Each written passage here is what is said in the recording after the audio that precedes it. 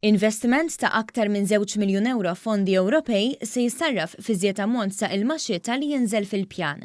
Il-proġett bl-isem ta' Rainwater Integrated Infrastructure Network se jara l-maniġer aħjar tal-ilma tax-xita f'żewġ fażijiet. L-ewwel parti tal-proġett, kif jispjega l-Uffiċjal Xjentifiku ta' Ambjent Malta Alexander, tinvolvi studju tal-lqugħ tal-ilma eżistenti fil-widien ewlenin ta' Malta u Għawdex. Mela dawn l-istudji prinċipalment se jkunu fuq l-infrastruttura, jiġifieri l-kundizzjoni tal-lqugħ tal-ilma.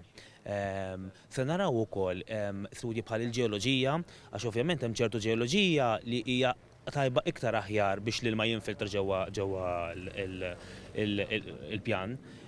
Se naraw ukoll mill-aspett ambjentali fejn jekk aħna nirrestawraw il-lqugħ tal-ilma li jinsab f'wied partikolari.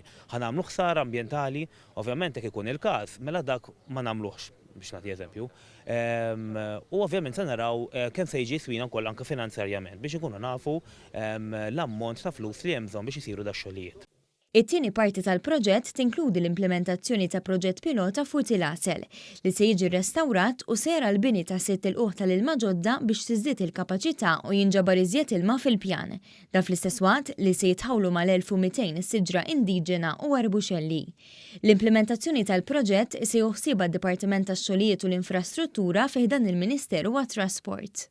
Se jiġi restawrat il-lqugħ eżistenti li kien inbena biss bil-Ingliżi u se jsir il-bini ta' 6 il-lqugħ oħra li ħajwassal biex il-kapaċità ta' dan il-wied tkun ta' 45,000 metru kubu. Il-Ministru għall-Ambjent tenna l-impenn tal-Gvern li jagħti lil-widien l-importanza li tixirqilhom.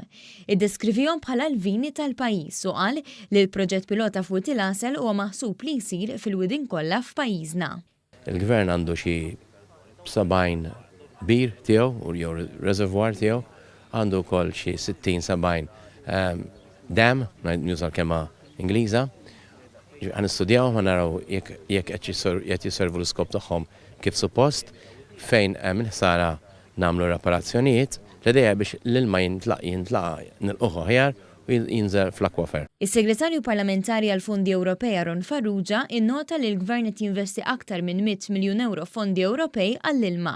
Dan primarjament biex tiġi indirizzata s-sigurtà tal-provvista, il-kwalità tal-ilma u l-maniġjar sostenibbli tar-riżorsi tal-ilma.